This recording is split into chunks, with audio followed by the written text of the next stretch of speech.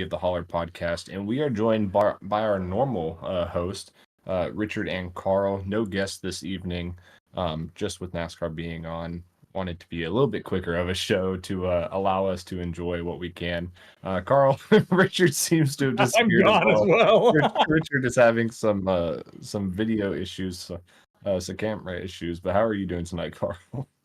I'm doing all right. For a Thursday, the duels are on. That's good, and NASCAR's back, so that does help things as we go through the night. But I'm doing all right. And Richard, you've been having some camera issues, but right now you're solid. How are you doing tonight? I'm doing good. Pretty excited. As y'all were watching the duel, more than likely, freaking Junior Motorsports is into 500, so my night's made already. I'm excited, but it's glad to be with you three here, or you three, us three, something like that. Words are hard tonight, just like trying to get a camera working on VOD Ninja, but not having a good day today. Glad to be here. Oh, there it goes again. Well, we'll be dealing with that with you all night, but it's all right. We don't have to see your face to hear you either way. But we had a really special week, I feel like, this week in the Butt Kicker Cup Series. A new winner for the first time, and I think it was a fan favorite winner. And it was very fitting for the 3-car to be in victory lane at Daytona. I think was the cherry on top for all of that. So if y'all are good with it, we can get right into it. But before we get right into it, just want to give a quick shout out to our sponsors, of course. Butt Kicker, the leader in haptics, Sundance Pizza, Ideal Lease, Ascendance Trucks, RevSimShop.com, and Advanced GG Supplements. And the promo code for Advanced GG to get 10% off your entire order is WolfXLive10. And any of the proceeds from those purchases go directly into funding the BRB Racing League. But this past week, we were at Daytona for the Gilbert 250? Gilbert something 250? Gilbert Trucking and Commercial. Thank you. I had the picture of it, and my picture of it went away for some reason. But yes, the Gilbert Trucking and Commercial 250. It was one of our shortest races of the year, and did only come down to 100 laps, which I feel like is uncommon at Daytona for at least league racing. Talladega seems to usually go the distance, and that's about it. But Daytona usually seems to have those green-white checkers thrown into it. But it seemed like the guys up front were all playing nicely and staying with each other. But like we said, Dakota Camper ended up getting his first win of the season and first win in the BRB Racing League. So that was awesome to see. A real fan favorite win for sure. And just real quick, I'm going to read off the top 10 here. Johnny Wood Jr. in second, Jamie Plor third, Eric Jensen fourth, Richard Wilson for fifth after battling Isaiah on the backstretch. That was fun. That was a lot of fun. Isaiah Sutherland sixth, Gavin Rogers, in his return to racing seventh, Zachary Maddox eighth, Adam Buzzio ninth, and Dustin Stallings 10th. I've talked a lot, but all in all, I would say it was a fairly clean super speedway race. And we didn't necessarily know what to expect going in. Carl would argue other, but since you have that other argument, Carl, you give us your perspective of what happened to you and everything else. Well, unfortunately, just another Tuesday night for the 71 car for this third season of BRB League. Just no luck.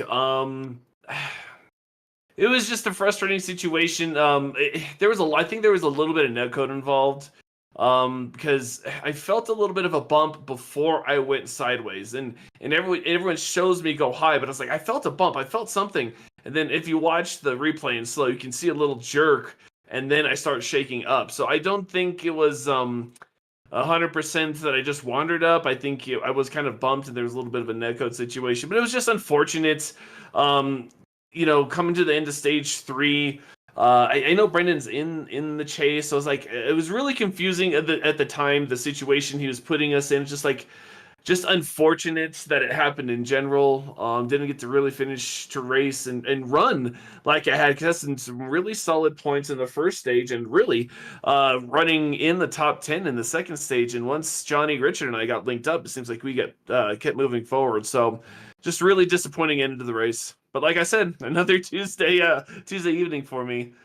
It definitely was a Tuesday that you've been having this season, and Yeah, it was definitely unfortunate to see. I saw your car go around of one of the first cars, actually the first car to go around in that incident, and I felt bad is all I'm gonna say. Didn't know what happened, but I said I know Carl's in it and he's not happy. But Richard, you battled with Isaiah for every last spot there at the end. Take us through your race and what you saw from Daytona.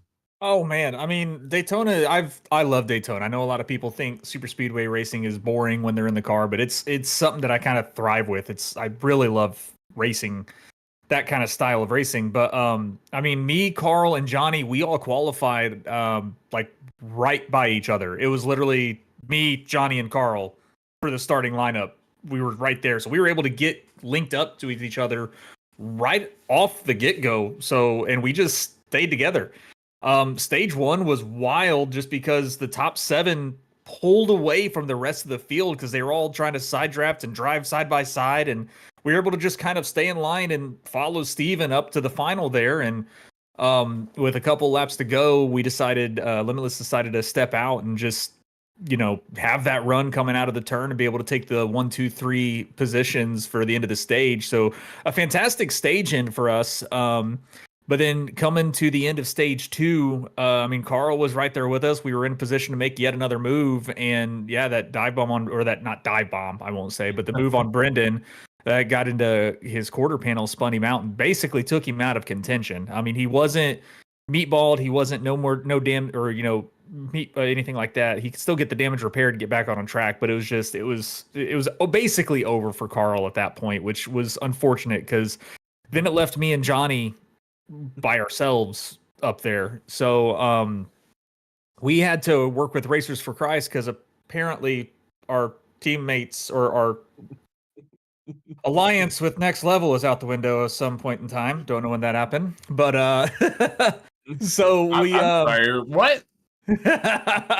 but so we had to work with Racers for Christ, and we pit, and yeah, it was just Johnny and I were just kind of like, we're kind of made our bed right here. This is where we're gonna sit. So, but I knew I could get at least one more spot from Isaiah because I was in the back there. But yeah, it was fun. I side drafted Isaiah, got in front of him. I was going to try to get around Jensen as well, but they were able to kind of close that gap, and it shuffled me back to the side of Isaiah. And then Isaiah and I were just literally he was getting mad because I was side drafting him the entire way down the straightaway, so he doored me. I'm like, what was that for? So then we just started dooring each other down the straightaway. But I was able to get a run at him in the middle of the turn, side draft him a little bit more, and get the momentum out of the turn to take fifth. So it was still overall it was a really fun race, and I'm shocked there wasn't. I'm actually shocked there wasn't a lot more cautions. Yeah, only 2 cautions for incidents. And trying to think. Well, I guess technically there were 3 cautions for incident because there was I know one that involved Bracken Skinner and Josh Anderson. That was the first one to come out, and then yourself, Carl, was the second one coming to the end of stage 2. And then once we started stage 3, there was a restart scuffle in the back, with some cars lagging back, and then the green came out, and then it was just an accordion effect from there on out. But all in all, I do think that no fast repairs changed how people drove super speedways, for better or for worse. Honestly, personally, it was boring most of the race. The package that the next level cars have, or next gen cars have now for super speedways just feel you can't do anything. Especially on yourself. It feels even more and more that way than it used to when the next gen car first came out. But you really are on an island, and you have to have teammates, and you have to have more than just your teammates helping you out. You have to have a group of cars being able to help you out when you need it. Otherwise, you just get side drafted like Richard and Isaiah, and you can pull one car out of a line by yourself, and they're hopeless. It's just one of those things. I mean, thankfully, I was qualified up front and got to stay up front a large majority of it. And then our pit strategy there at the end obviously didn't work out running long, like we had hoped it did. But all in all, it was an okay race. Just happy to be done with it. I know Adam was very happy to get a top 10 and survive a super speedway race. So was, I guess, the big deal was just getting to the end. And Richard, you touched on the end of that first stage for Limitless. Y'all made a great move run on the outside, and I saw y'all coming. And in a different scenario, I probably would have tried to throw a Richard block. But it's the first stage and just want to get through it and don't want to die and have no fast repair to fall back on. But yeah, all in all, it was an okay race. Talladega will probably be even less cautions if I had to guess for now. That is a couple weeks from now, but just with a little bit more space you have for each other, it tends to lend to that. Sorry, I Yeah. thought that Jimmy Johnson is running second right now. Yeah, who cares? Anyway. No, but no, that's awesome for Jimmy Johnson. No, it was I was actually expecting you to move up the track and kind of block us, but I feel like we had enough momentum that we probably could have shuffled you out and Yeah. been able to get you in the sucker hole and just blow on by you, and you kind of would have been SOL at that point. So I mean, I was fully expecting you to move up and block, but when you didn't, I was like, oh well, that's okay. I mean, the amount of blocks I've done, I'm shocked he didn't throw it. But yeah, it's stage one. Yeah, you don't I want have to kill the discipline car. and I don't want to kill myself. Okay. If don't get me wrong, now if that's 2 to go, it would have been different. I definitely would have considered throwing the block. Well, not necessarily the block. I saw y'all coming at the beginning of the backstretch, I think with 2 to go. Y'all were still probably 3 or so car lengths behind me, but at that point, that was my chance to go up if I wanted to. But it was Gavin, I think, on my rear. And I was like, I'm gonna leave. It was either Gavin or Mason. I don't think it was Gavin. I don't think you had Next Level up there with you at that point. Or was it Cody Dorsey? I know I think it was Dorsey, actually. He was tailing me a lot of it. Yeah. But again, it's just one of those scenarios. I didn't need to be aggressive there early on to chance anything. It's just get points and move on. Yeah, and it's always nice, but I mean, it's also Daytona. I mean, there's a lot of drivers that were like, we're pretty comfortable with their points. But I know for me and Carl, I mean, I'm in the chase, but I'm not. I mean, now I'm comfortably in the chase, but I wasn't going into Daytona when I was only like 1 point above the line or 9 points above the line, 9 points above the line. That's not a comfortable spot to be in still, because that's easily someone getting a couple of stage points and me getting none, and now I'm out of the chase again. So it was definitely something that was needed. And even Carl for so far back, he needed stage points, and he even got like he got 8, I believe. He's finished third. Points. But I mean, when he didn't get the stage points for stage 2 and then just not being able to finish high up at all, it's just, it's still not out of the realm of possibility for Carl to make the chase, but like it's not an easy mountain to climb for him right now. So we were trying to make Daytona that race to get him up into it, but it didn't happen. Yeah, and before we do the meatball, can we go ahead and actually take a look at the standings? And we can discuss. And I think we were waiting for Daytona as that wild card of after Daytona, we'll have a clearer picture. And I think in some ways we do have a clearer picture, but there still is a wild card, that being IRP next week. All right, so we've got top 3 of Mason, Johnny, and myself are officially locked in. I mean, for all intents and purposes, those top 7 are locked in. But just mathematically, the top 3 is right now Brendan Maddox, Jared Hughes up 55 and 52, and then Richard, yourself, Matthew Catania, and Dakota Camper 42, 41, and 27. Man, 42 does feel safe for you, Richard, like you were saying. I totally get it. Based off of, again, this is mathematically, if you were not to race at all, you'd get 0 points, and the most you can get in a race is 67.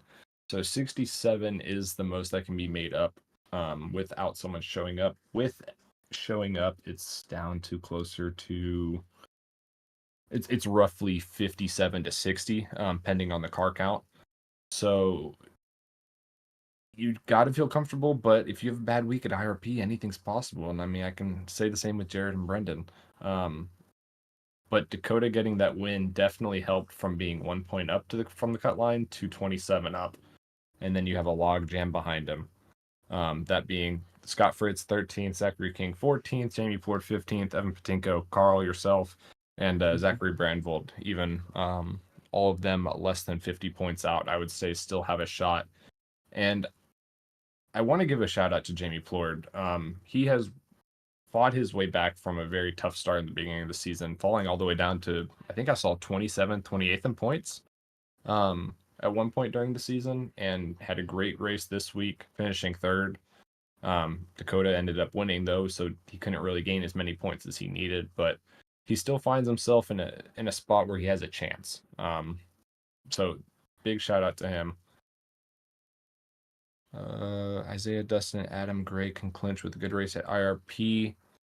Yeah, that Isaiah does not need a good race to clinch. He can just have a mediocre day and he will clinch. He just has to really just show up, I'm pretty sure, and he'll clinch. Dustin, Adam, and Gray, on the other hand, really just have to have an okay day as well. With it being 67 or 66 points is the max you can get without someone showing up. They just need to get points, a couple of points here and there, 10 or 15 points, and they're fine. And honestly, Jared and Brendan have a decent shot to clinch as well this week. But do y'all have anything to add on to that? I know I'm just talking a lot. Yeah, I mean, yeah, in theory, you can make approximately maybe 50 points up, but it's gonna be, it's not hopeful. IRP is a short track. This league in short track, I hate to say it, they don't get along. It's gonna be a rough one. Now, no faster pairs. It's gonna also bring some maybe some cars out there that are going to stay out there just trying to get points. They may be broken up and beat laps down, but they're going to try to stay out there and get points. That could affect the race as well. It's going to be, I think it's going to be a bit messy.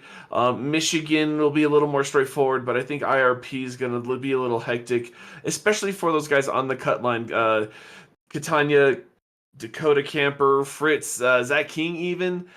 Jamie Plort's been on a tear. Evan's been really quick these last few weeks. So all those guys really need a good day at IRP, but realistically, it's going to be really, really tough. It's we may be seeing pretty much at least 11 of our drivers, I think, our chase drivers are in there right now that we see. Yeah, I think there's a good odds that the top 11 do stay the same, and honestly, there's a good chance the top 12 stay the same. But anything can happen, especially at IRP. Like you said, Carl, I do think Michigan's going to kind of will be straightforward. You either are fast or you're not at Michigan when it comes down to it. But I'm really interested to see how it's going to play out these next couple of weeks. Sam did make a mention that he is on the second page of the standings now. Got our producer Robert in my ear, and he's not happy about it. But got to give Sam kudos when he earns them. Honestly, that whole Freaky Sam Fest doesn't want to this shave his week head. had very good finishes themselves. They both got top 15. Robert did edge out Sam in the race by one spot. So do have to give Robert a little shout out there as well. Zachary King's talking about it's time for his redemption arc. If your redemption arc is to become Ty Dillon, or vice versa, you've probably already reached it there. I saw you shove it 3 wide there, pretty early on in the race for some reason, and then you said something about it in the Discord that you thought it was funny that Andrew reacted the way he did, because that's probably not a move you should be making, I guess, at the time, but you did it, and I guess it worked out. You lost your chase spot a couple weeks ago, so. And I mean, we're getting down. I mean, it's literally 2 races left of the regular season, and IRP, like, I mean, we say Daytona was a wild card, which, yeah, Daytona is a wild card for sure, but IRP is a complete unknown. I mean, it's a flat, short track race, but the line is not a line that normal short track races are that we see normally. So, and with, we don't have a specific setup from iRacing itself to it. We had to kind of come up with one or find one. It's definitely going to be an unknown more so, and definitely a wild card for sure, because just seeing what people can do around each other at IRP is going to be interesting. Yeah, and we'll definitely touch on the setup stuff and all things expected out of IRP coming up here. Before we do so, want to get into our meatball of the week first, and then we can head to our Rev trivia question, our first question of the week after that. Oh, actually, I'm sorry. Can we go ahead and see the last page of the regular standings? Yeah, we'll do team standings after this. Let me change up what I'm thinking on here. Got too many things on my screen. I have the race on one, and then I also have the USA Finland hockey game going on right now. Uh, USA winning? no. Oh. Well, actually, it's tied now. But okay, last page of the standings currently of Zachary Maddox falls back to 25th, just 1 point behind Sam, and then you see Robert. You're only 4 points behind Sam. Definitely a real battle heated up there. And we do have our first three mathematically eliminated from the chase this season of being Patrick Hernandez, Tony Patton, and Matthew Erickson. I do believe two of those drivers are no longer racing, but either way, they are still mathematically eliminated. And just wanted to point that out. Well, wouldn't that also include Richard Smith and Jason Bottoms and I think Cole Lewis? Because 67's, you said the max points. That'll only be 134. So I think from Yeah, Gavin Rogers touche. down is illuminated. I think I did my calculation based off of 3 races for eliminated. So yes, Oh, you okay. would be correct. Looking back So at mathematically, yeah. pretty much mathematically, Gavin everybody Rogers is from Gavin eliminated. Rogers down is no chance to make the chase. Thank you, Richard, for double checking me on that. And yes, some new drivers will join that list next week as we get down to a clear picture. No, I think Robert Moyer is going to get stage wins 1 and 2 and race wins at both IRP and Michigan and make a surprise entrance into the chase. Oh man, it'll be a lot of fun though. I mean, realistically, you're probably going to get all the way down to everyone outside of that top 18 is going to be eliminated by the end of next week. It's going to be a big chunk of drivers here. That point cutoff is really catching up to some people this late in the season. So, unfortunately, and again, the mathematically eliminated is a really hard question to answer because there's not a guaranteed floor of our points each week. Just basing it off 0 is the only way to really guarantee it to be accurate. Because some races we have, like at Daytona, we had 34 guys, so last place gets 8 points in race points. Some weeks we might only have 29, and then last place gets 13. So it really differs each week, and that can be slightly off here and there. But we'll go into our team standings now. Some minor movement in our team standings with Races of Christ actually having the top team scoring race of the season, 40 points to be exact, earned by that team this week. And that is calculated by averaging all of the drivers' race points, so not including stage points, not including bonus points, just where they finished, and then dividing it by how many drivers they had racing. They got a total of 40 points for their team this week, and they closed the gap to first by where they now down 50 points. Limitless and Maverick also closed the gap just a little bit. I think Limitless gained 3 points roughly compared to last week, now only 40 back. But they also did jump over Maverick Motorsports to put themselves in second. So even with Carl wrecking, all things are right in the world now. The last couple of weeks, think about that. You know, if it wasn't for me ruining their curve, they would actually be giving you guys a run for your money, I think. Oh, and there's still so much time for the team standings or the team championship, that is. I mean, that goes all the way into the end of the playoffs or the chase. So Carl, you cannot quit after the regular season if you don't make a chase. Oh, fine. Well, technically you can. It wouldn't necessarily hurt y'all. I was gonna say it may help actually. It could stop help. showing It could up. hurt. So it really depends. If you or if Johnny or Richard got into a wreck and if it's just them two, then it really hurts. Oh yeah, it's bad. All bad. Yes, so having that third car is usually worth it. But and then mainly everything else is remaining pretty flat in terms of movement, except for Meatball Motorsports did drop, I think, 3 spots or 2 spots. It was 2 spots from 6th to 9th, 7th to 9th, whatever it was. They dropped a couple spots from to 9th. Full Send Racing and Freaky Fast also moved up because of that. So there is a battle of its own going on there for 7th, 8th, and 9th. And then Showtime Racing rounding out 10th. Meatball Motorsports is falling, but we'll be back next season. Mark my words. Got some new drivers joining. Oh boy, I can already envision what that team is going to be. It's going to be the Kids Table Motorsports or Kids Table Training Racing or something like that. I don't think we allow that many people on a team at this point. Also, Steven, quick update real fast. Good old JJ had a fuel issue and had to pit. So Go figure. Go figure. Is he a lap down? He will be, but that Anthony puts Alfredo. Alfredo in front of LaJoy. Let's go. Hey, I'm happy either way that turns out.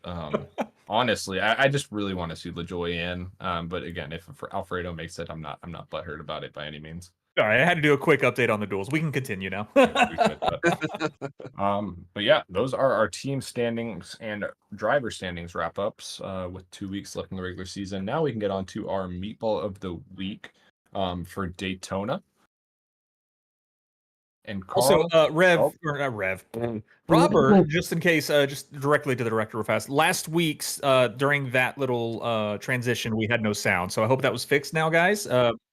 So cool beans. Anyway, meatball of the week. Who's going first? Carl is going to start us off since he got wrecked.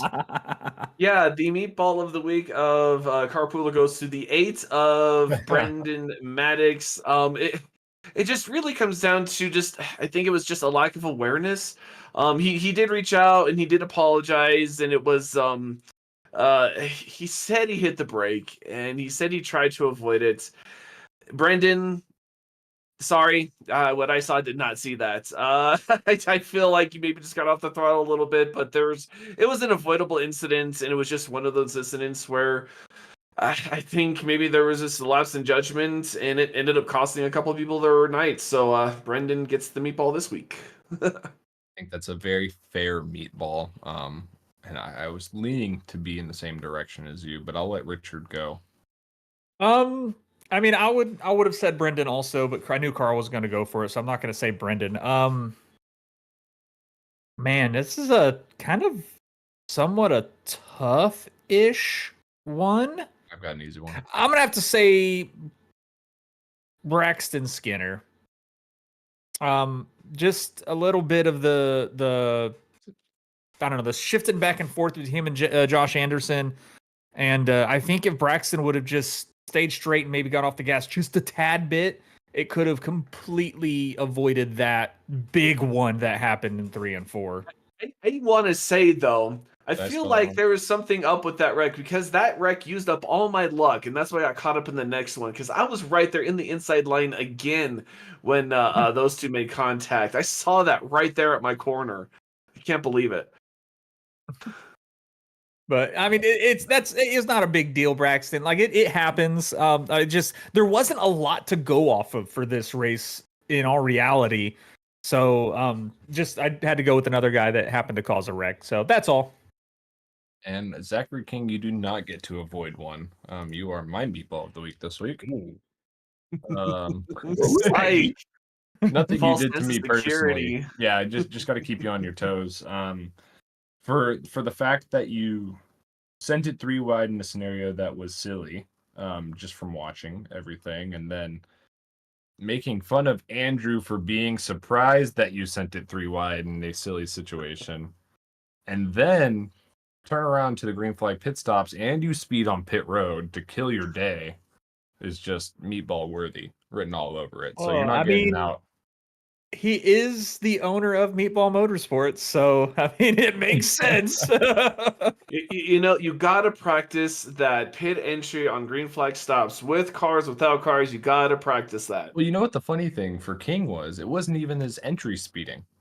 It was his exit. Oh, it was the exit speeding. I think he said 62 at the line of exit. Right, which is speeding. Man. No matter how you got it. Like, 100% meatball right there. Like that you is can the have kind of a mistake you cannot make. you can squeak away with a blip up to 61 when it says too fast, but it's got to be a very quick blip. 62 is definitely it's going to ping you. Oh yeah, 100%. So, meatball earned for sure. And 1-1 USA Finland. Thank you for the update, Rev. Let's get Got the into duels. We our. got a hockey game going on. Speaking of Rev, let's get into our Rev Sim Shop trivia. First question of the evening. Trivia's returned. Trivia has returned. It's been a really good reason to have it return because it's Daytona week. So we got Daytona themed questions this week. Yes, Nick, I'm gonna pick on King every chance I get for sure. He deserves it. Someone has to put him in his place, and He is if I'm the not king of allowed to meatballs. intentionally wreck him, I have a platform here where I can metaphorically wreck him. But without further ado, let's get into our first question of the Rev Sim Shop random trivia question this evening. So question 1 is, what was the worst starting position to win the Daytona 500? Ooh. Yeah. So we got your options of 31st, 39th, and 35th. And your time begins now, and I'm going to watch the race.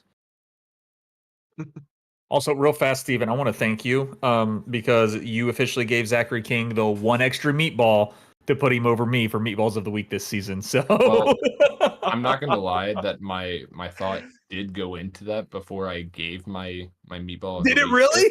just because I'm starting to think we're getting close to the end of the season, and whoever leads that category is going to win the meatball of the year. So I feel like it's only fitting for someone else to win it. But then again, Richard, you slip up one week, I'll get you right back in that race.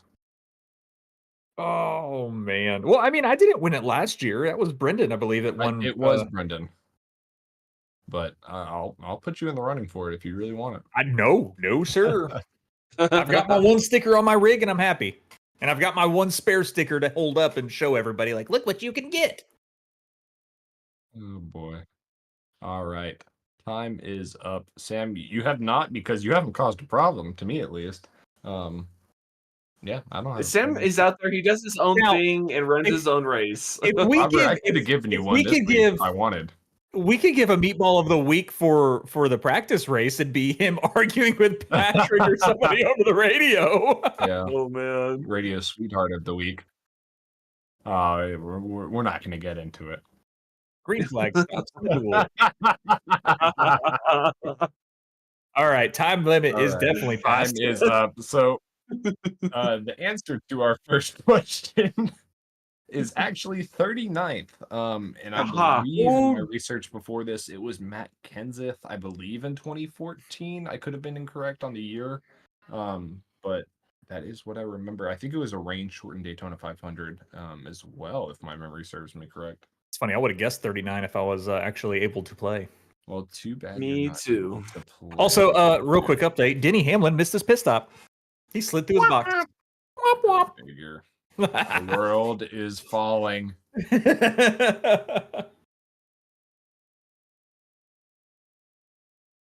Alrighty. Well, that was a fun question. Well, thank you. We'll get more into our questions later. We got 2 more Daytona themed questions, and since we don't have a guest this week, that really cuts some of our time in half, if not even more than that. Let's get into it next week. So next week we have the limited 200. Is that what it is? Beyond Limits 200. You Same Neanderthal. Beyond Limits 200 at IRP. You touched on it earlier, Richard. Meatball to LaJoy. What happened? Larson speeding off pit road. Meatball of the week for Hamlin. That's what happened. Meatball for LaJoyer. What did LaJoyer do? Whatever. Anyways, next week IRP. Yeah, next week IRP. Richard, like you said, we do have a setup that we found / made. I honestly don't even remember the origins of it. It's been a while since we ran the test race there during the off season, before even really confirming everything. But yeah, IRP is going to be interesting. I want to preface this to everyone, whoever's listening, whoever wants to hear it, that it's a flat, short track. We have a rough history with flat, short tracks. We had fast repairs. Thankfully, I we like don't them. have fast repairs anymore now. So that might make it better, but it's not going to prevent people from still shooting into the corners and wrecking. So just be very cautious off the get-go. The track is bumpy in parts. The track is very unpredictable at times. So just take it easy and go at your own pace. If you get a lap or two down, it's okay. Don't ruin someone else's race as well. That's all I wanted to say. We're getting into that. But yeah, IRP is really a wild card. We've never raced it before in a league, in the next gen car specifically. But we are running out of short flat tracks to really even do. Just because I feel at the end of the day, as a league, we owe it to y'all to have some diversity to allow those opportunities for some people that prefer those type of tracks and do really well for that to be on the schedule and for them to shine. But unfortunately, because of our past record, we might not have those in the future. Oh, big wreck. Oh man, Sorry. and there is That's Kozlowski, Oh no, Bowman, Dakota Blez not gonna be happy. Jimmy Johnson, Oh and no. Alex Bowman. Alex Bowman, it's not bad damage at all. Oh Oh, man. Suarez though. Ouchie. Oh yeah, those trackhouse cars are taking a beating. Yeah, Man, they that's Yeah. are. more Except for wins Shane for Van Kozlowski. Gisbergen. Oh man. Oh man. But you know, the thing is about the short tracks is you need to run the short tracks. Yep. There's no way around not running the short tracks because, like Steven said, there is a diversity, and there are those select few out there that can run those short tracks better than they say they run those super speedways, and so that is in the warehouse. I know Richard, one of your wins is at a flat short track of New Hampshire. There, Shorter track. multi-lane, shorter track. So again, it's one of those tracks that could be in your wheelhouse, as it were. And I can think of another a couple guys, maybe that CFM team that came from dirt could be really good here. So who knows what could happen here at IRP? It could shake up, but that's kind of the thing is you got to run the short tracks. There's just no way around it. Yeah, I You mean, have to run them to some degree. yeah, to some degree, but I mean, like, I know a lot of people, and the reason why we didn't run dirt this season and why we're potentially not running dirt, in the near future is because people didn't like it. But like, I mean, to me, there's people that don't like road course racing either, but we still put 2 road courses in there as well. So it's short track racing is a staple for NASCAR. It's basically the grassroots of racing for NASCAR. We've got to have them. I mean, we have to have diversity in the schedule, and honestly, they're a lot of fun. It just practice. That's really all it takes is just practice. Yes, it definitely does just take some practice and some patience. 2 P words there. And thank you, Carl, for correcting Zach. Of IRP is a NASCAR track. Very much so indeed. It has been for a long time. Wait, who said there wasn't a NASCAR track? Zach. Zach said run NASCAR tracks, please. What? Not even the trucks. Oh man, can you imagine getting shaken apart on Sebring here? Yeah, no kidding. Not even the trucks. Just only the trucks that race. The NASCAR Wheeling Series races. Wheeling is always like it is a NASCAR track through and through. And even the Xfinity Series used to race there, but they've recently moved on to the big course. So.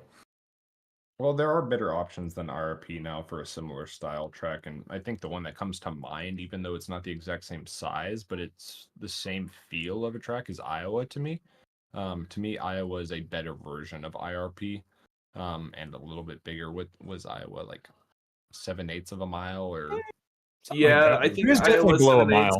This is just over 2/3 of a mile, so 0.68 of a mile. But it's long and it's wide. Right. I do know in the brief testing that I've done recently, just to make sure that the setup was correct, is that the top lane it rips. The low lane doesn't seem to have the speed because you can't carry the speed with it with those long corners. So I would think a large majority of the racing will be up top, and then you'll have some people try to dive bomb it in there. I think is my biggest concern. With the slower bottom line of people just throwing it down in there and hoping it passes the car on their outside by the time that they get out of the corner. Yeah, it's definitely going to be a wild race to participate in. It's going to be a wild race probably to watch. I'm scared for the track, but I'm also pretty excited to race it as well. So I'm definitely going to throw in some practice probably tonight, and if I get home tomorrow at a decent time from work, maybe put some more time down, because Saturday I won't have any time. I know I'm waking up at 5 o'clock in the morning to do the Daytona 500 for the Saturday split, and then sometime in the afternoon, me and the wife are headed down to Daytona. So I won't have a lot of time this weekend at all to do IRP practice. Unacceptable. It is. I agree. We're But not doing Monza Oval. What the? No. I would Monza definitely Oval love to would do be that in fun. off-season. Bathurst, no. I would probably prefer Bathurst over Monza Oval. No, I would do Monza Oval. I'd be down for that. That'd be awesome. iRacing Super Speedway next. So God, please no. was it? I saw Sam asked if this is our first short track since getting rid of the fast repair, and it is. Technically, I guess, because Darlington and Chicagoland aren't short track. I do want to cut it over to. I guess this is a good time to bring up our stats page. There's a stats page that I share every once in a while into the Discord that update every couple of weeks. It might be a little hard to see here. It's a little bit further out, and if you want an actual copy to zoom into it, go find it in the Discord. But there is, for the bottom two, bottom left and bottom middle charts there's a little red dotted line. And that dotted line signifies when we removed fast repairs. And if you can see that ever since we removed fast repairs, cautions have gone down pretty dramatically. Specifically from roughly around 20 per race in the first 5 races. Actually, first 6 races, not including Red Bull, to just about 4 to 5 cautions a race now. So a quarter of the cautions almost. So I think it's a big change, and it's been a good change. That bottom left one chart is green laps versus yellow laps. So it goes all the way up to 100% at the top of the chart, and then the yellow fills in with the percentage of laps. And as you can see, that started really high with Atlanta and Phoenix, and it did start going down as we went through the season. But ever since we have removed the fast repair, it has been digressing even more. So I think that's 2 really big things we want to point out here. With that and lead changes and stuff like that, it's not really important. And time of race has actually decreased slightly ever since that change as well. Yeah, Probably that's not been necessarily a due to that, but that's been a W change. I mean, I know it was very heavily pushed back upon, even from us in the admin, not really wanting to get rid of it, because it's kind of just what we. I mean, we don't. I don't know how to explain it very well, but either way, but I'm now glad we got rid of it. It does make your day worse if something happens, as me and Jared experienced literally in our first race without a fast repair. Sorry, Jared. But overall, I think the racing has been a lot better. It's been a lot more fun. And just to kind of detour a little bit, Steven, these graphics you put together, I mean, I got to give you kudos. These things are spot on, beautiful, and awesome. These stat pages are beautiful to look at. well, thank you, brother. Thank you, brother. It has been a lot of work, especially these stat ones are even more of a pain in the butt to update. That's why I don't do these weekly. But another last thing I wanted to point out is the total cautions in the top right. We're sitting at, this is prior to Daytona, by the way, and with Daytona only having 4 more. So now we're up to 135 total cautions for the season. Real quick, I have my other 2 from previous seasons. They don't look as pretty yet, and I guess they don't want to load either. No, they don't want to load right now. But I do know we have already surpassed the total cautions for season 1, which really isn't saying much because season 1 we had 10 to 15 drivers each week. So I think we ended up with like 80 or so cautions that whole season. So that wasn't that big of a deal. But last season, I believe our number was closer to around 190 cautions. And we are slowly getting up to that with 7 more races to go. At our current rate, ever since we changed fast repairs, we will not reach that number, which would be awesome. That So is I not think a that's challenge to manageable. beat season 2. No, By the no, way, no, no, that no. is not a challenge. It is a challenge to get less than that. Yes, Honestly, I think that's the big number I want to see by the end of the year. I want to make sure that we do have less than last season. Treat Because the cautions like golf. The lower number is better. Because at the end of the year, when I'll do that infographic to see how many drivers we had and how many laps we ran, yada yada, it'll be really interesting to see if we can have less cautions with 10 to 12 plus more drivers each race. Because even last year, we only had most races around 20. Does that sound about right? Yeah, I mean, Yeah, I would 18 to say 20? 20. Yeah, 18 to 22 to be safe. Yeah, give or take around there. So add an extra 10 drivers, all drivers sometimes these weeks and get less cautions. I would see that as a win in my book. Just I'm glad to see numbers down from Atlanta, Phoenix, Dover, Kansas, Bristol, etc. So yeah. We can move on to, do y'all want to still keep talking about IRP? We can pick our winners for IRP. Ooh, yeah. Yeah, let's go ahead and do that. I can change over. All right. So IRP next week for the limited 200. Um Richard, I'm paid for sorry. that. Say it right. Oh man. Trying to find it.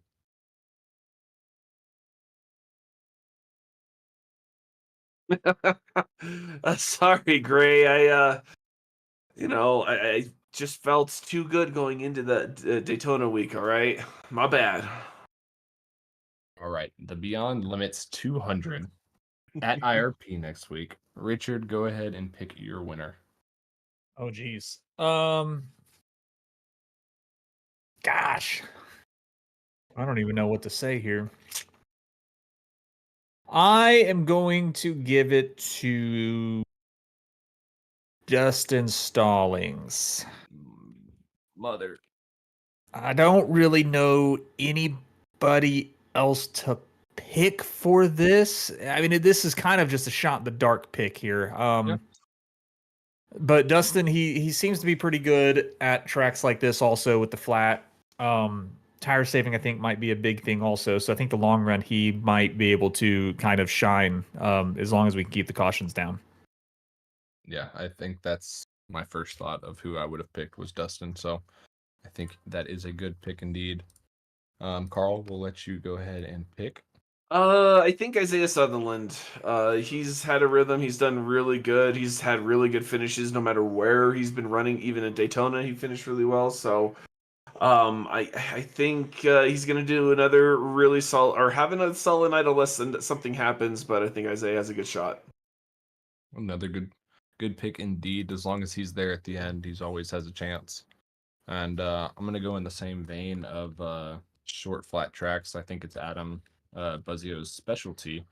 Granted, he probably won't have as much time to practice as he'd want, but Next Level needs to get their first win of the season. Now that Limitless has it, we've got to catch up to them now. So, Adam, you're gonna get it done. Shocked that Gavin hasn't got a win. I mean, I know he's only raced a few races, but Yeah, and two of them being super speedways. He did technically, I guess, end up winning Red Bull. So if you really want to count, oh, he did. Okay, that is a next level win. We're trying to do just as good though, without having to rely on Gavin getting 90% of our team's wins, which is a tall task. Well, I mean, Steven, you've been up there all season. You're what, second in points? I mean, you've Third. been around and hovering around the top of the field all season long. Where's that? Where's that win, buddy? Come on. I really don't know. I've never been a driver that really just goes for wins, unfortunately. I just try to get good finishes, and like I was talking about in the Discord the other day, I believe in consistency, and I believe in just getting good finishes and having good points days. Very boring most of the time, but I guess NASCAR has changed, and getting wins is cool. So I want to try to be cool and get in the cool kid club and get a win myself. But I don't know. It's probably not going to happen anytime soon. We're gonna have to get into the chase before I get tracks I actually like. but Yeah. it'll be coming. Yeah, I'm actually looking forward to the last two races for Michigan. I really like racing Michigan, but IRP's got to get through that first, and it's going to be an interesting one. It'll definitely. It's just the mentality of I just want to get this week over with and get on to Exactly. Michigan. I'm sure a lot of people do. But sorry, there's only 4 laps to go in this duel here. All right. And And LaJoy is above my boy's Alfredo. doing it. He's doing it. I mean, oh man, but Shane Van Gisbergen, how about him in 7th? I mean, let's go SVG. They're getting all spread out though. Here we go. LaJoy's gonna wreck. LaJoy more than likely. He's gonna wreck Logano. Well, he can't stand having lost to Johnny Wood, so it's he can't handle the pressure. Say what you want, LaJoy. Johnny Wood sitting there going, "I beat him. I beat him right there. I could be in front of him right now." Just don't do anything stupid. You kind of have it locked up. If you just stay there and don't try to do anything. Yeah, Don't you just got to play it safe. Don't be a hero. So you know what? I want to rewind to Daytona because I ran the first opening time slot for Daytona 500 yesterday, and for some reason, whatever they did to the aero package, this thing drives so much more like Atlanta. The checkups on the inside line sometimes were just unfreaking real. And it was just one observation that I had is just you couldn't run it right because once you felt like you got to run, unless you had a 100% opening, it was really, really difficult to make the moves. And this is a little more different than I feel like they were running, but this is still tough. You can still see it's tough to pass, and once you get that side draft, it is tough and tougher to stay with the draft. Oh man, Alfredo just square, like just out of the shape. But yeah, I agree, man. Like the drafting, man, the aero package they did to these cars is so weird. The draft is just not very strong, unless you're like within a half a second of those cars. But for some odd reason, the side draft is just dumb. Like as soon as you get to that spoiler, it just instant parachute on that car and just draws them right back. And it's just like, where did they get the balance wrong in this? Because I feel like that is not an accurate representation. But again, I don't know. I don't know. Watching what I've seen tonight, it seems relatively accurate.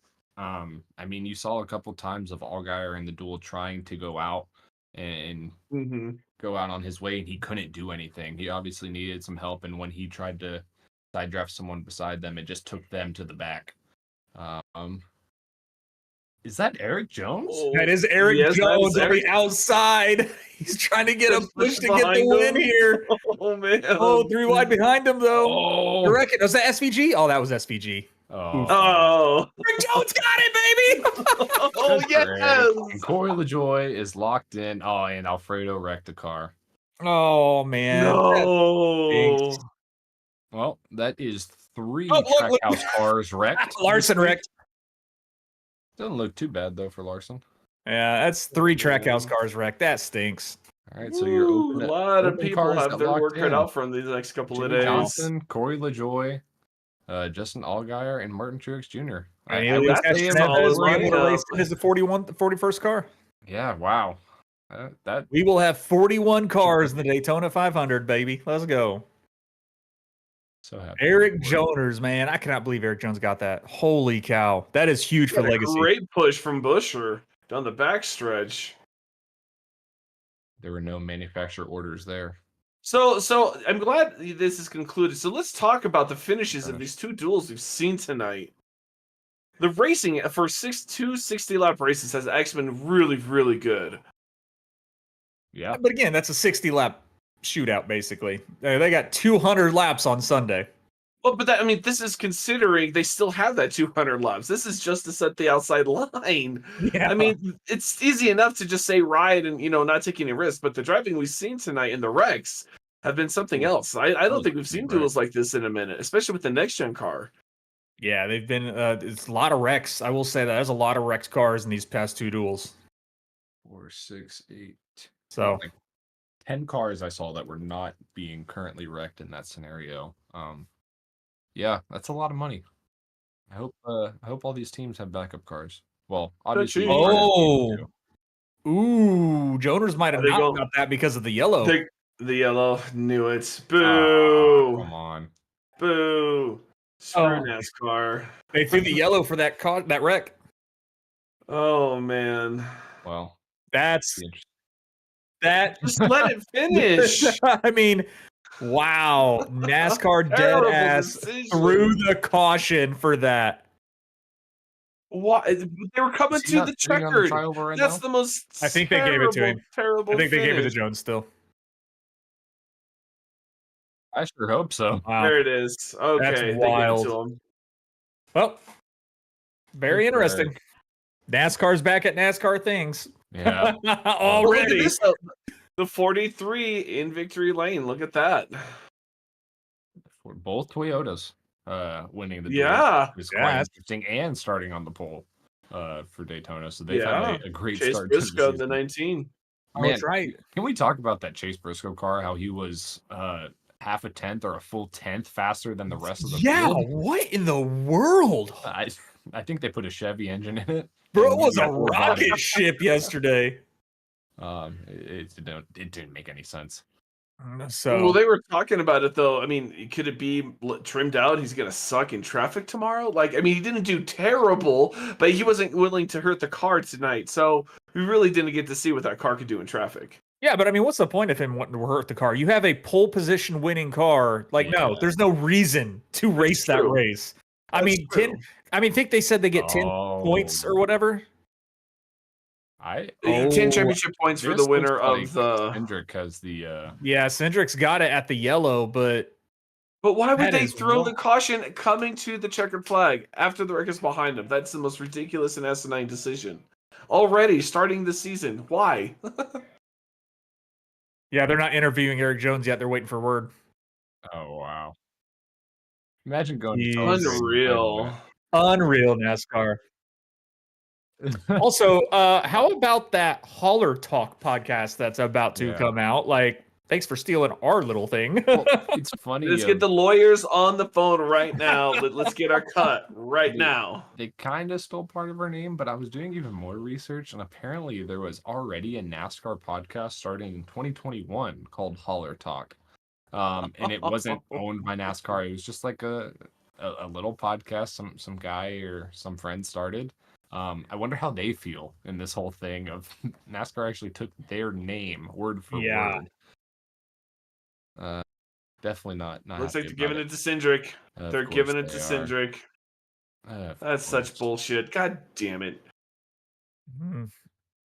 That's terrible decision. Unfreaking real. Already I just starting with started this and we're crap. done.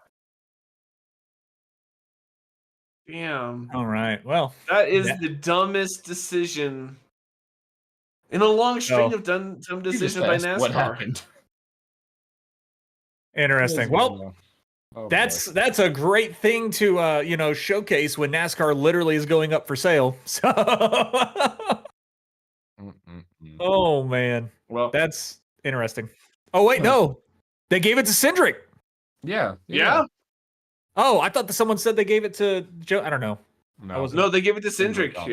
Yeah, they went back to when the caution was thrown, which is just ridiculous. and Wow. Eric Jones looked. Oof. They were still racing on the front stretch. Man.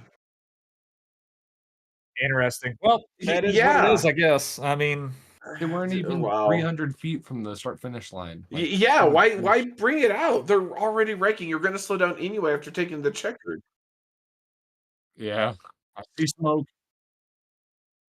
I mean, I get it. As super speedways, you do want to throw caution as soon as possible, especially because cars are hitting hard. It's one of those scenarios, but you have to know the scenario of the race. yeah, exactly. Like that's wild. I mean, I get it, but at the same time, like, come on. And I love being able to roast NASCAR live like this. This is awesome. I feel No, the power. no, they're not even like Look at it, 50 right? feet from the start finish. Seriously, you hold it for one more second. Let him come to the line. Why throw it right there? They're literally in the God. trioval. Not even the They're straightaway right part. there. They're turning in the They're in trioval. the trioval. Why throw it? Oh boy. Oh, Let's go ahead and get to Jeez. our second random trivia Yeah, let's question. do Yeah. All day review. Or that. hey, now they're getting Uh, Corey LaJoy's interview. Good for I'm him. closing that down. I'm angry. Oh boy, Hey, you know what? On the positive note, NASCAR's back. Okay. NASCAR is back and better than ever. Oops. Yep. All right. Our second trivia question of the night is: in what year was the Clash in Daytona 500 won by the same driver? Ooh. I The think it was Clash and the done. Daytona 500? Because it wasn't the Yes. Clash back then; it was the Bud Shootout, I believe. It's considered the same thing. Yeah. It is considered the same thing to this standard. I think it has been done 5 times in history of NASCAR, 5 or 6. Because I know during the Bowman Gray broadcast last week, they talked about how Bill Elliott did it in 1987, and that Chase has a chance to do it this year. But it was done before, more recently than 1987.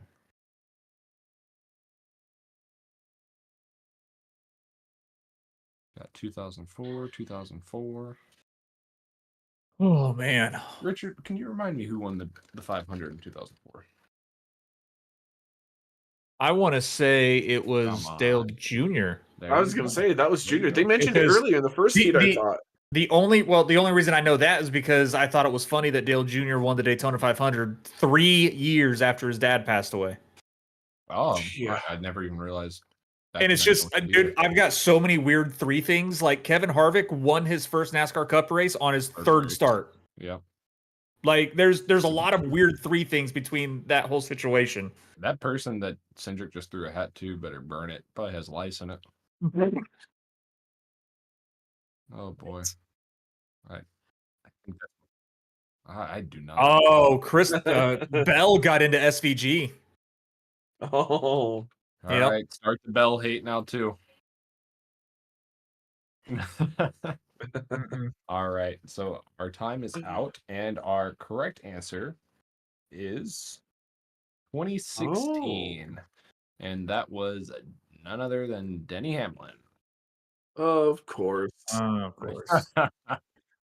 I'm Leave it to sorry, Steven to get some Denny that Hamlin that is the information. most recent time that a driver has won the Clash and the 500 in the same year. And yes, of course, I pick a Denny Hamlin question, but no, these are all Daytona focused questions. And honestly, let's just go ahead and get into our third question. We won't delay it any further. We'll just go into our third question, and then we'll go into some NASCAR talk as well. So our third question tonight is: who has the most wins in the Daytona duels? So very fitting for duel evening. And your answers or your choices are Dale Earnhardt Sr., Richard Petty, and Dale Jarrett. That's interesting. You get some really good questions tonight, Steven.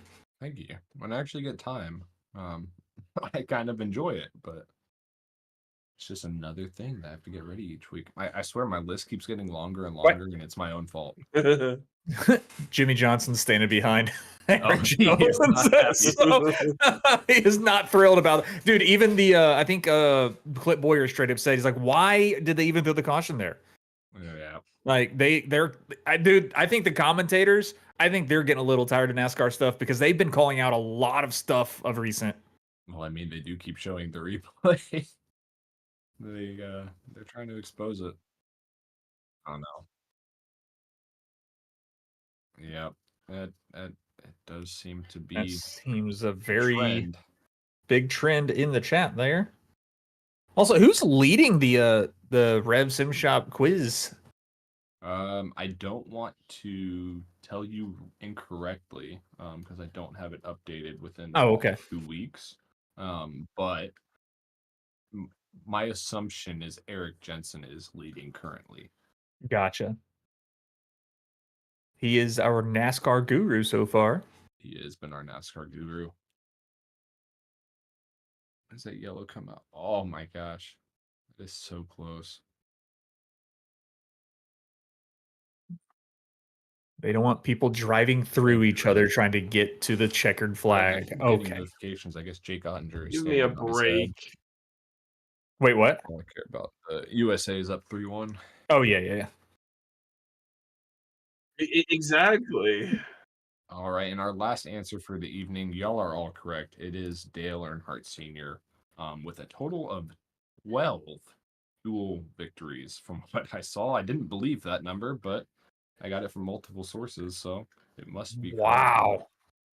Dakota And Camper according with to Dakota Max, Camper, yeah, Earnhardt won every dual race he ran in the 90s, 10 for 10. I think that's one of the most underrated, like ridiculous stats, like unbreakable kind of stat in NASCAR. Well, to win 10 Dale straight. Earnhardt Sr. is the winningest driver at Daytona also. It's crazy. Like Only there's one Daytona 500. I'm really curious also like how many wins he has at Daytona through every single event. Obviously only won 500, but I mean Right. he's won how many of the firecrackers? I mean, obviously a ton of duels. He's won the 24-hour race at Daytona as well. Like dude, that was his home. Allegedly all-time leader in race victories at Daytona with a total of 34. Wow. 34 Lot wins of at wins. Daytona. Dale Yeah, Earnhardt I mean, Sr. he had a total of 76 career wins. I mean, obviously not all 34 count as career wins because some might have been the Clash, some might have been some other things. That includes IROC wins, by the way. Right. It includes a lot of different kind of wins, but that alone is almost half of his NASCAR victories. Like if those were included, like that number alone is almost half of his total NASCAR victories, and that's crazy. Jeez. Goodness gracious, what a beast! Anywho, Only won 500. yeah, only won 500. 20 years of trying. And all I Speaking gotta of, say, whoever made that picture for Dakota Camper, I don't know if Dakota did it or someone in Racers for Christ, of Dakota's car going down the pit road as Dale Earnhardt Sr.'s car was awesome. So big. And that was quick. Whoever did that, you were quick on that. Holy cow. Very impressive. You've got to tell me what you did to get it out there so quick, because maybe I can. He already had it loaded, guaranteed. It was ready. Maybe. Prophetic. Oh man, and IROC is technically back. I don't know what they're doing still, but yeah. Is that Evernham owned now or something like that? Yeah, Ray Evernham bought it. So they did do a initial race at, I want to say, Lime Rock not too long ago, last year. Okay. So it was a road course race, and it was a lot of the old, like all the old model ones. It was basically just hey, IROC's back, let's show off the cars. But he got his hand on a lot of those, like the Camaros, the Firebirds. He got his hand on a lot of them, and they did a little exhibition race at Lime Rock. So, but it'll be awesome to see IROC come back to be what it was, man. To what SRX tried to do, and SRX was great also. I loved watching the SRX series, but I think the IROC is leaps and bounds over that because they go to the bigger tracks as well. So I think if you combine short track racing with dirt racing, with road course racing, and the big tracks of super speedways, or even something like Michigan, I think IROC is going to be one heck of a racing series to watch again. And I hope they bring all drivers from all sorts of different racing disciplines into it as well. That's going to be awesome to see. I mean, that'd be the only real good way to do that. Is let's put everything out there. Who is really the best? Who can do everything in a standard car? And here's all the tracks you do. That'd be fun to see over all those disciplines. That'd be really, really a fun thing to see. I think it would actually draw a crowd too. So there you have it, your Daytona Duel winners. As we saw, Cindric and I'm already blanking. Bubba Wallace start on Road 2 come Sunday. And is it Chase Briscoe and Cindric starts on the outside of row He one. was on the front row. So Eric Jones is just going so Eric Jones still gets Doesn't matter. It does not change actually their position for Sunday. Points. That was really all it was points. Yeah. Wait, there's points for the duels? Yeah. Yes, 10 I points. don't actually- think I ever knew They that. gave 10 points to Yep. the winner this season. Well, and then as What? like stage points, points for the top 10 finishers. That's interesting. I did not know that. Huh. When did they Yeah, start it's doing not that? a Just ton. this year? I think it was think it is last a year bit- they started it. Oh, okay. Because they kept talking about it from last year, how Larson got knocked out or whatever. Or That no, it is was regular quite season interesting. points win with Tyler Reddick winning it by a point because he scored more points in the duel. In the duel. That is crazy to even think. I didn't think that was ever a thing. And I don't even know how I feel about that, honestly. I understand giving the driver something to race for, but I mean, you're racing for your starting spot too, so. Yeah. I mean, it makes it more intense. Give me That points, is make it definitely worth true. Huh. All right. Now I understand why that win even means even more now. it. Oof. Yeah, because that could easily, make or break the end of the season. So that'll be Yeah, interesting to see if definitely that could. actually Well, affects especially for anything. Eric Jones, because he's been on the bubble these past couple of years. That could Well, I mean mean, a lot come He playoffs. gets 9 points though. Because Yeah. of that second place finish. Mhm. I'm sure he's happy at the end of the day with it. Yeah, he would He probably still want would have been the nice to be in that trophy. victory lane, though. Yeah. It definitely the sponsors would be happy about it for sure. But let's go ahead and move on to some NASCAR stuff. As far as like a bunch of news comes, I don't think there is really necessarily a bunch of news per se, other than NASCAR obviously returning as like we've seen. We've got ARCA race, truck race, Xfinity race, and Cup race this weekend. Lots still to go in the young NASCAR season. I do want to go ahead in this season for us to individually pick a winner each week, kind of like we do our races. In even on weeks we won't have the podcast for the off season or various other things. I'll still reach out to y'all, or you can just send it to me. Maybe make a reminder in y'all's phone of Saturday night. Just send me who you think's going to win, kind of thing like that, and we can keep track of that between the three of us. And that does remind me as well for everyone watching that's in the league and you want to do fantasy NASCAR this year. Yes, you can still sign up, get your lineup in for Sunday. Your lineup locks each week of the race at the time the race starts. So you want to make sure you update your roster each week then. There's also this new fantasy sport game on NASCAR's website. I forgot what it's called. I don't know if it's like the Pick'em Challenge or something like that, where you pick one driver each week, and you can only pick them once for the whole season. So there's 36 charter drivers. There's 36 races. Wow. You get to pick one driver each week, and you get points based off how they do that week, and et cetera, et cetera. We'll also be doing that. It's probably not going to be as popular since it's not the standard fantasy, but also give you an option to do that if you would like as well. I'll send a new link for that coming out soon. And then the original link is already in the Discord for the fantasy league itself. So yeah, join up before this weekend and let's have some fun with it. Oh, I forgot to get my NASCAR reward points for checking into the second duel. Rip. That is unfortunate. I got to defend my title for NASCAR Fantasy. The only win Carl will ever get. Exactly. Hey, you know what? It Hey, was a long, win's a drawn win. out season. It was worth it. A win is definitely a win. But yeah, without further ado, let's go ahead and pick our winners for Daytona this weekend. Carl, Richard, who wants to start us off? Oh man. And we are not allowed to pick same drivers.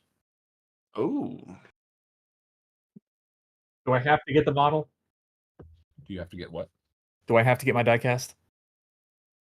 Oh, He knows who he's gonna pick, so I'll let him pick first. 20 years of trying, 20 years of failure. Kyle Busch will get it done in 2025.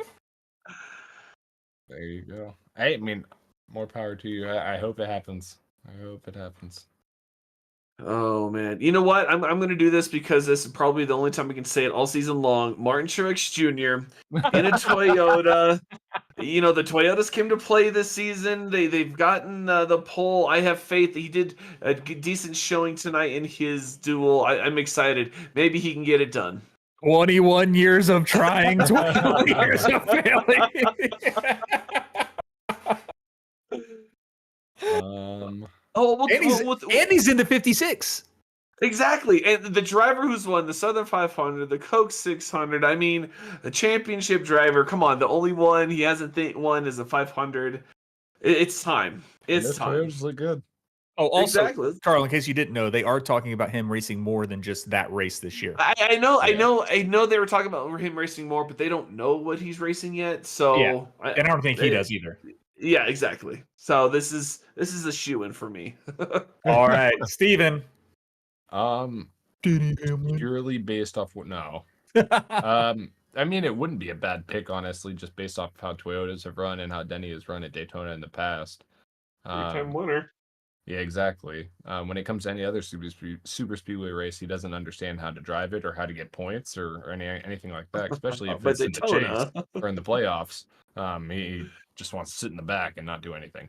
But just based off of tonight, I really like the way Ross was able to drive his car. I don't know if Trackhouse has the raw speed, but in the draft, it seemed fairly comfortable. Granted, 3 of them wrecked tonight, but Ross was clean. So I think that will help him, and Ross will win at 500. Good pick. I like it. Oh, man. And our Moyer is going Christopher Bell. Christopher Bell. Look out, SVG. Wow. Wow. He's from Norman, Oklahoma. I can't like a man from Norman, Oklahoma. It's a very strange reason to not like someone, but I mean, if you ever go to Norman, Oklahoma, you'll understand why you can't like him. Well, you understand. I mean, I didn't live there. I was there for like 2 days, but I didn't live there either. I could never. But I could never. The roads are chaotic. I'll say that much. Those roads are. I'm sure Riley could come in and tell us about Norman, Oklahoma. She lived there for about a year, so she wants to keep that out of her memory, probably. So I shouldn't bring it up. Oh, Zachary King put a Meatball of the Week leaders for us in Discord, it looks like. I don't know exactly how accurate it is, but I'll take his word on it that he is leading the Meatball of the Week with 5. Richard, you are in second currently with 4. I know. That's why I said it earlier. Is that what you saw earlier? Yep. Okay. Didn't see this till now. Yeah, I mean, then you got Patrick Hernandez and Mason Houseman with 3. So there's still a good race going on for that Meatball of the Year. Carl, no matter how bad your season's been, at least you have not been a Meatball of the Week. I think and it is funny because I was talking to Rev about that, and I was like, if everything could have happened to me over the season between getting wrecked, bad strategy calls, making bad moves, I have not had an race control imposed EOL or a Meatball. I think so great things. Yeah. I don't know. I think a couple of drivers leading some EOLs are in the chase, so I don't know. I think I need to just change something up. So let's see. Yeah. I will say this: Carl saved himself from a meatball this week because Carl decided he wanted to pull a Stephen Borbell and spilled a White Claw all down his computer Monday night after the practice race. I had to convince Carl to forgo sleep to clean his computer, or he was going to be boned, and he would have missed his first race ever in the BRB Racing League. So that's a great point. Carl does maintain a perfect attendance record. At BRB. I think there's only 4 drivers. I want to pull it up just to make sure nothing's changed. And this is a great example why you want a little bitty, maybe of 3 horsepower, 25 gallon whatever, or 5 gallon compressor in your closet for emergencies. It worked out really great. Big problems require big tools. Yeah.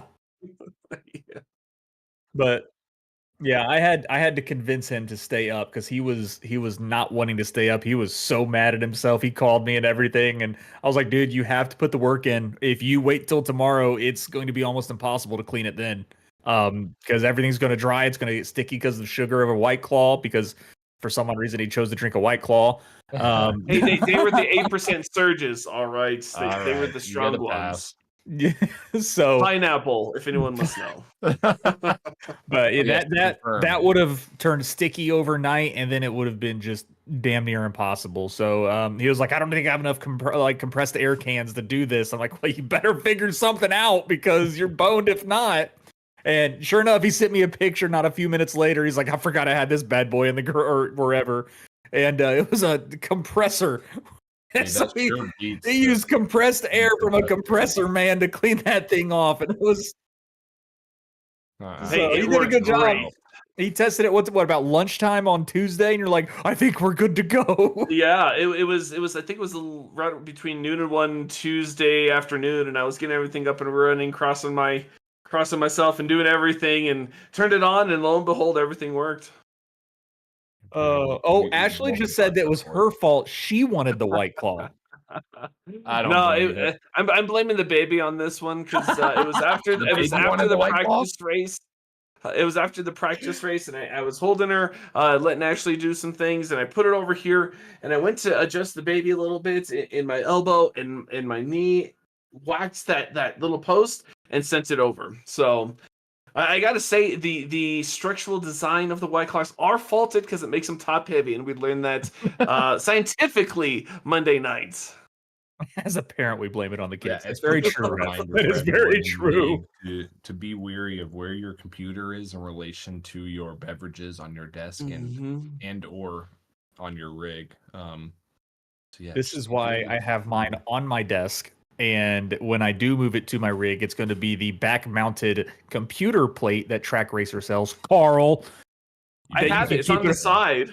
Put it on the back behind the monitor. I can't reach it. That's I'll the find a way problem. to In an spill stuff on you emergency, I back can't there. reach it. Steven, I'll find a way to spill something. I'll throw something during a race and it will completely kill the PC. But Future thing happens. Steven and Addison have a little too much to drink one night and have a water balloon fight in his game room for some reason. I don't know if I like Water this balloons. conversation that's going on over here. I said water balloons. What are Yeah. you talking about? To confirm, the statistics of the there are 4 drivers that have started every single race in the BRB Buckinger Cup Series for season 1, 2, and 3, and that would be Carl, Evan Patinko, Jared Hughes, and myself, each with 47 starts, and going strong. Evan Patinko's literally started every single race. He has. Wow, I feel like he missed like a Dover race or something. I thought he had 2, but wow, that's impressive. It does seem that way, but according to Sim Racer Hub, and it is accurate 99.9% of the time. So, and you know what's funny? I remember when Jared Hughes showed up for a recruitment race, season 1. We're like, you know what, this guy may be all right, and that was the worst mistake we made. We let him in. And he only has 1 win to show for it. Actually, out of those 4 guys, only 2 of those guys have wins. So I can't say much about that one. I mean, it's statistically, if I start enough wins, I'm bound to get, or start enough races, I'm bound to get 1 win. Statistically speaking. But then again, just like in NASCAR, you really don't make a judgment until a driver has at least 100 starts. So you have at least another 3 seasons in your seat, Carl, before they're going to ship you out of here and replace you with the next hot thing coming up. Oh, I think I don't think I have 3 seasons left. I think my time is short here at Limitless because again, I'm the only driver with no wins on the team through the history. Limitless. What are you talking about? Consistency, man. You're always consistent. That you are. You do have an average finish all time, Carl, of 10.1, just barely outside of that top 10. Oh man, and you know what? This season has definitely skewed that finish. I know it definitely has for sure. But I mean, hey, if you can get a top 10 every week, statistically speaking, I feel like that's doing your job. I mean, it's a better average finish than Richard has. I got 2 wins. He does have those fluke wins. My average finish for the 3 seasons is 5.4. What's mine? Like 13.5. Yours Worse is than that. 10.6, Richard. Oh wow. Okay. I'm right there, Carl. I do want to say the first 2 seasons probably do skew our numbers a little bit due to the limited driver count, but I don't care. I still feel good about it. We can go over some of these stats actually, really just random stats pick out. Random stats. Gavin Rogers, Do realistically, we really need to? Ronnie Norman has the best average finish with drivers that have at least 10 starts. That's fair. That's a name I've heard in a while. Holy cow. 5 and 11 starts. So pretty tough to beat that. Gavin Rogers has a 54% win rate in races he starts. Of course he does. Which is crazy. That's 13 wins in 24 races. For those who don't remember, I think season 1 he won 9 or 10 races. Yeah, I think 10, yeah. So he is the dominator. And you know what's crazy is he's doing fantastic work over on his Wednesday league also. He's just impressive work in this season and a half. I think, what was it? He's top 8 in overall wins already, and I think he's top 3 or top 4 in overall polls, total polls. So he's like in a season and a half, and they've been going for 10 seasons. So Gavin is like, again, I really wish we could get him focused in on getting his I rating up, because he could make a very honest, especially if Blaze Crawford can make it. Gavin can make an honest charge to eNASCAR and make it in there. Man, I was talking to Gavin after our race, and he was talking about the Coca-Cola race, and he's like, I can't believe Blaze Crawford wrecked that guy for the win in the Coca-Cola race. And I was like, what? He won? And then he was just messing with me. I almost lost my mind knowing that Blaze Crawford won a Coke race. He did get involved in a wreck, though, that I think he caused. Color me shocked. Color me shocked. Some people man. No, it's funny just because of we've raced with him before. We know what he races like, and it's very disrespectful, to be honest. And I'm definitely going to be paying very close attention to eNASCAR, because not only I'm excited to see Nate Stewart. He's a very big SimRap Market guy. He's made it into eNASCAR, so SimRap Market is now getting more sight on them because of that, which is sweet. But I also want to see Blaze Crawford hopefully make a fool of himself, to be honest. Don't we all? Oh boy. Well, I've got some work to do in creating graphics. So I don't know if there's anything else y'all want to talk about this evening. I think we hit all the points tonight. It looks like your USA team's up 6-1 per rev. So Jake Ottinger is the GOAT, is all I'm going to say. Well, I'm good to go. I've hit all. I'm excited. I mean, Junior Motorsports is in the 500. That's all I cared about.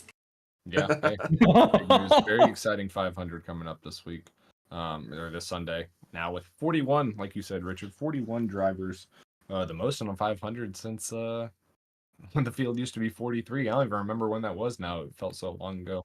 I know. I will say we are expecting rain on Sunday for it, so I'm hoping it's not a long shower or long day of rain. I hope it's quick. I hope it dries quick. As much as Daytona 500 at night is cool, I'm not staying the night in Daytona on Sunday. I don't think so, because the wife's got to work on Monday. Julie. This is all in Julie's fault. It is all Julie's fault, because she's showing up to another race bringing more rain. I forgot about that whole curse. Oh my goodness. Adam said it wasn't their fault because, they're not there. But it doesn't matter. They planned it. Nature knows. And so they just like, you know what? Julie's showing up. Let's make it rain. Yeah, they're not there yet. They will be there. I will say, though, that it is Florida, and that can still change on a dime. So we'll see. I mean, it's going to be interesting. I know my wife's not really happy. She's not a race fan at all, and I'm only telling her she's coming because Julie's going to be there. Kind of gives her someone to hang out with and talk with. So, but yeah, she's not thrilled that it's going to potentially rain. So she may or may not go now just because of that, because she still has to work on Monday. Thankfully, I don't, because President's Day. Woot woot. So I'll be practicing all day Monday as long as the 500 isn't postponed till Monday. Because if it is, I'm going back down to Daytona. We should see about that. But yeah, what is the tracker on Julie's? Coke 600, Daytona last year, Daytona this year more than likely. Chicago streets. Chicago street twice because it rained again. Yeah, it did rain a little bit last year also, I believe. It is a bad track record for Julie in tracks. So did they go to Michigan last year too? They did go to Michigan, but I don't think did it get rain also? Oh, it did. I think it got postponed to Monday. Because I think I was working when I was watching that rain. Yeah, I was at work. I think it got postponed to Monday. And we can't say it's Adam because Adam went to Texas and they had no problems. See? There's definitely something interesting going on, is all I'm gonna say. I think the last race Julie went to where it did not rain was probably Bristol night of 2023. Oh my gosh. Oh, that's wild. That is just wild. Oh boy. But well, let's go ahead and wrap it up. I'm just trying to make sure I didn't forget anything. We got our trivia taken care of, we got our meatball, we got our picks. We did not. Yes, we did pick IRP too. Yeah. We're good, man. I think I'm happy. Well, thank you all for tuning in. Obviously, shout out to our sponsors, Butt Kicker, Leader in Haptics, Sundance Pizza, Ideal Lease, Ascendance Trucks, Advanced GG. That promo code again is WolfXLive10 for 10% off your order, and all proceeds do go back to funding the league and RevSimShop.com. Obviously, want to give a real fast for on Advanced GG. Yep. This weekend is buy one get one half off. Big with time. Using my link. So use my link. Go get yourself buy one get one half off. That is the best time to buy. Stock up on the Focus. Sour green apple and sour gummy worm. Orange creamsicle right now. Hey, either or. Get 2 of them. Try them out. Have fun. Stay up for 6 hours and go to bed at 4 in the morning. In these next coming weeks, we will have more news about season 4. Season 4 planning is full in the works. Getting a little bit closer each week to finalizing some last things, sponsors, broadcast schedule, etc. And we hope to have news as soon as possible for y'all. And we're looking at roughly around a early May start time. I forgot something. Yes. IRP is the final round of the BRB bonus brawl powered by Maddox Graphics. So make sure you have your decals and those point standings currently. I know we're trying to wrap up here, but let's just go through this real fast. Let me find it. There it is. Current standings: Stephen Borbell in the lead with 18 points. Carl Pooler second with 12. Jared Hughes at 11. Dustin Stallings and Scott Fritz both tied at 10. Isaiah Sutherland and Adam Buzzio and Brendan Maddox, a 3-way tie with 9 points. Myself and Richard Smith the second, both Richards at 4 points. Evan Patinko 3, Dave Murbury 3, and Dakota Camper 2, William Maddox and Matthew Catania 1. Selby, Quarter, and Peralta still have yet to score a point in the BRB bonus brawl. So it is going to be a wild race at IRP with all these guys trying to win that lovely pot of money, which I think is up in the 200s range, if I'm not mistaken. Oh, so it's either like 150 or 200. It's very close around that area.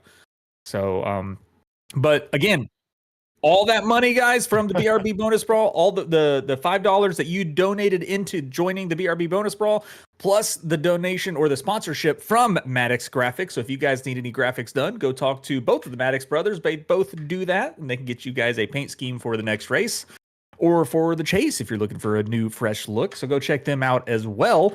But thanks to them, it also is their sponsorship is also part of that bonus money that goes into that. So, and it goes straight, all 100% of that money goes to the winner. So it is no split up. It is a all, winner take all kind of championship, just kind of to spice up the middle of the season for everybody. And it was a hit last season. It's obviously been a hit this season. So expect to see it in season 4.